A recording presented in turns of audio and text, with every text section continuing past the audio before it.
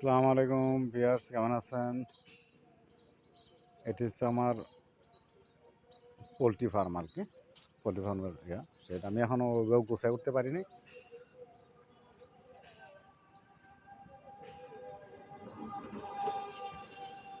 ওইভাবে আমি গুছাই উঠতে পারিনি।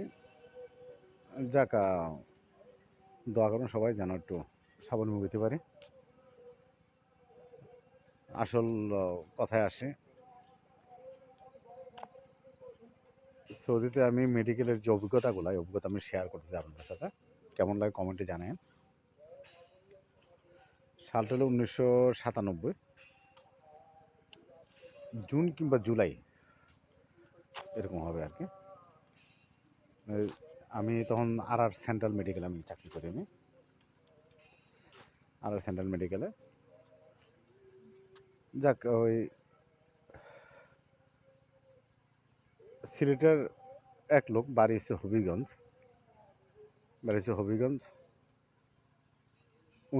ওনার আবার নিজস্ব একটা ক্যাপ্তারিয়া আছে, ভুপিয়া আছে আর কি। ক্যাপ্তারিয়া আমরা যেটা বলি সৌদি আরবের ভাষায় আর কি, ক্যাপ্তারিয়া কিংবা ভুপিয়া। কিন্তু আমাদের দেশে যে ডাইলের বড়া বানায়, এরকম ডাইলের বড়া মতো ওই যে আপনার বুট দিয়া ব্লেন্ডার করে ওই একটা বড়া মতো বানায়, এটা ফেলাফেল বলে আর কি। ওই ফেলাফেল দিয়ে এরা স্যান্ডউইচ বানায় আর কি। তখন ও করছে কি আপনার ওই ব্লেন্ডারে বুট দিছে যে, তো এই যে এই আঙ্গুলটা দেখা যায় কি না জানি না, এই আঙ্গুলের, তর্জনী আঙ্গুলের আপনার এক কর আমরা ব্লেন্ডারে খাইয়া ফেলাইছে, মানে নিয়ে গেছে ব্লেন্ডারে। তাড়াতাড়ি মেডিকেলে আসছে, রক্ত নিয়ে মেডিকেলে আসার পর দিয়া, যাক, এখানে মিশুই ডাক্তার ছিল কর্তব্যরত ইমার্জেন্সিতে। তার কাছে গেছে, সে করছে এটারে সমান করে কাইটা এটারে ব্যান্ডেজ করে দিয়ে দিচ্ছে। আর অন্য কিছু কেন, ওষুধ দিয়ে দিচ্ছে, ইঞ্জেকশন দিয়ে দিচ্ছে। যাক, তখন নয় মেডিকেলের চিকিৎসা একদম ফ্রি, চিকিৎসা কিন্তু একদম ফ্রি। তখনকার সময়, এখন পয়সা লাগে, তখনকার একদম ফ্রি। যাক, 15-20 দিন পরে আবার একটু যখন হইতেছে, আসছে, আইসা আবার ড্রেসিং করছে, ড্রেসিং করে তো আবার একটু কাটছে, কাইটা এটার আবার ব্যান্ডেজ করে দিচ্ছে। এভাবে 3-4 বার করতে করতে তার আঙ্গুলের পুরা আঙ্গুল এবং আঙ্গুলের উপরও প্রায় 1 ইঞ্চির উপরে কাইটা ফেলাইছে। কাটা পড়তে তারপরে হঠাৎ করে তখন যা ডাক্তারের খেয়াল হলো যে কি ব্যাপার, কি এরকম পচবো কেন, অবশ্যই তার ডায়াবেটিস আছে। পরে ডায়াবেটিস দেখে ডায়াবেটিস হাই। তখন আগে যে কাজগুলা করছে ডায়াবেটিস চেক না করে কিন্তু কাজগুলা ওই ডাক্তারে করছে আর কি। ডাক্তারের ভুল ছিল এটাই আর কি, ডাক্তারের ভুল ছিল এটাই। তারপরে ভালোভাবে ট্রিটমেন্ট করার পর দিয়ে সে ভালো হয়। ভালো হওয়ার পর দিয়ে যাক, আবার সে ক্যাপ্টেরিয়া কাজ করে, কাজ টাজ করতেছে। তার এক কাস্টমার, সৌদি কাস্টমার,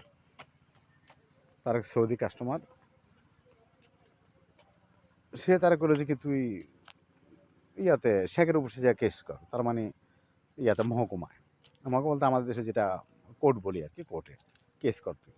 তোরে আঙ্গুল, তার ভুল চিকিৎসার জন্য তোর আঙ্গুলে গেছে, তোরে ভুল চিকিৎসার জন্য আঙ্গুল গেছে। পরে সে করছে তার কথা অনুসারে, সে কেস করছে। কেস করার পর দেয়া এই মহকুমার থেকে অর্ডার হইল যে কি পুরা ইনভেস্টিগেশন করার জন্য, তদন্ত করার জন্য তার আঙ্গুলটা কেন, কীভাবে কাটা হয়েছে, কীভাবে কাটা গেছে, এবং মানে তার চিকিৎসাটা কী ছিল, এগুলো সব। এখন যখন আগে তদন্ত আরম্ভ হইলো, রিয়াদ থেকে টিম আসলো, রিয়াদ থেকে টিম আইসা দেখেন ওইখানে কী ধরনের কী মানে দ্রুত ব্যবস্থা। মানে 2 সপ্তাহের ভিতর তদন্ত ইয়ে করে, মানে কে যে করতেছে কী করতেছে না করতেছে, এটা কিন্তু আসলে মেডিকেলে যারা চাকরি করতেছে এটা কেউই জানে না তেমন। রিয়াদ থেকে আসতেছে টিম আইসা, যখন নাকি ইয়া করতেছে, ওই তদন্ত করতেছে, আইসা বাস 5 মিনিট সময় দেয়া, বাস তারা দেখে টেখে আর তার সাথে কথা বইলা তারা চেক করে চলে যায়, তার ফাইলপত্র দেখে টেখে চলে যায় রিপোর্ট দিয়া। এবার 3 বার তদন্ত হওয়ার পরে শেষ পর্যন্ত ফাইনাল তদন্ত হইলো দেখে না, এটা ডাক্তারের ভুল চিকিৎসার কারণে। পরে ওই ডাক্তারের পরে মহকুমা ডাকলো, তার মানে কোর্টে ডাকলো, ডাক্তার জিজ্ঞাসা করলো, পরে হ্যাঁ ভুল স্বীকার করলো যে হ্যাঁ আমি তো তাদের ডায়াবেটিস আমি তো জানি না। তারে সেকে জিজ্ঞাসা করছে, জেনে বিচারক সে জিজ্ঞাসা করছে তুই যে জানোস না, তাহলে তুই আরেক ডাক্তারের কাছে রেফার করলি না কেন? কয় যে আমার ভুল ছিল এটাই, আমি যদি তার ডায়াবেটিস চেক করতাম তাহলে কিন্তু এটা হইতো না। সে ভুল স্বীকার না করা ছাড়া কোনো উপায়ও ছিল না, কারণ তদন্তের উপরে যেটা আসছে আর কি। দেখেন পরে ডাক্তারের যাওয়া বন্ধ হয়ে গেল গিয়ে আপনার যে তারা ছুটিতে যায় এই ছুটি তার বন্ধ, তার ছুটি দেওয়া যাবে না। এবং পরে এই বিচার 3 মাস পর এটা রায় হলো যে তার 3 লাখ রিয়াল জরিমানা, 3 লাখ রিয়াল। সে এবার এখান থেকে আইনা দেখ, এখান থেকে রুজু করে দেখ, আর মানে মিশর থেকে আইনা দেখ, 3 লাখ রিয়াল জরিমানা দিয়া এই 3 লাখ রিয়াল যেটা এই টাকাটা পাবে সম্পূর্ণ ওই যে বাঙালি হয়ে পাবে 3 লাখ রিয়াল। বাঙালি যদি থাকতে চায় থাকবে, না থাকতে চাইলে থাকবে না, সমস্যা নাই। এই সে অবস্থা। তারপর লাস্টে ডাক্তার তো আর যাওয়া হইতেছে না, তারপরে ওইখানে সে ডাক্তার হচ্ছে জেলে, কারণ 3 লাখ রিয়াল তো দেওয়াতে লাগবে। পরে ডাক্তারের মনে হয় প্রপার্টি আসছিল কিছু মিশরে, সে মিশরে কায়রোর বাসিন্দা, সে মনে হয় কিছু প্রপার্টি আসছিল, এই প্রপার্টি বিক্রি করে পরে 3 লাখ রিয়াল সে দিয়া 7 মাস পরে সে দেশে চলে গেছে। এবং দেশে কিছু মানে এমন মানে হয়েছে কি 3 লাখ রিয়াল জরিমানা তো দেওয়া লাগবে লাগবে, এবং সে কিন্তু আর এই সৌদি আরবে আর চাকরি করতে পারবে না, ডিসমিস করে দিচ্ছে তারা। দেখেন ওই দেশে আইনটা কি। আমাদের দেশে ডাক্তাররা যে রুগী মাইরা ফেলে এত কিছু করে, কিন্তু কোনো বিচার নাই, কিছু নাই। আমার কাছে আশ্চর্য লাগে মাঝে মাঝে, এত গাফিলতি করতে, এত অবহেলা করে, আমার কাছে আশ্চর্য লাগে। মানে কোনো আইন নাই, কিছু নাই। আর ওই দেশে মেডিকেলের ভিতরেই সেন্ট্রাল মেডিকেলের ভিতরে একটা সিআইডি টিম আছে। আর এই সিআইডি টিম কারা, এটা কিন্তু মেডিকেলের যে মেন ডাইরেক্টর সে নিজেও জানে না।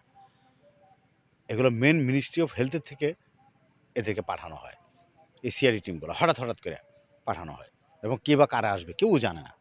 এই সিআইডি একটা টিম, মেডিকেল টিম, এটা সিআইডিতে কাজ করে, সিআইডি হিসাবে। এরা ওই ডাক্তার থাকে নার্স থাকে সাথে, মানে তাদের পদবি যেটা আর কি, পদমর্যাদা যেটা, ডাক্তার নার্স এগুলো আর কি।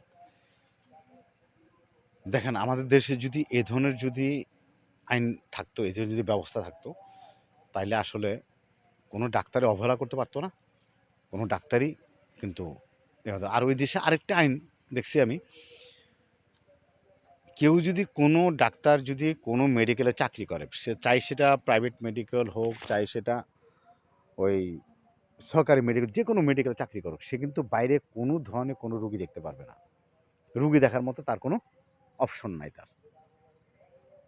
যদি দেখে এবং সিআইডি টিমেরা যদি ধরা খায়, তাইলে কিন্তু তার জেল জরিমানা এবং তার সফর, এদেশে আর সে কাজ করতে পারে না, সফর একদম চলে যেতে হবে, তার কোনো কথা নাই।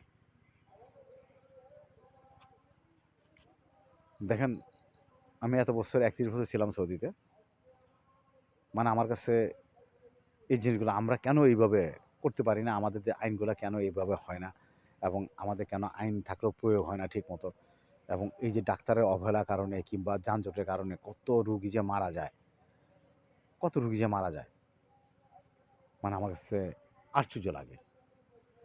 ঠিক আছে, আজকে এই পর্ব মানে এই পর্ব এ পর্যন্তই।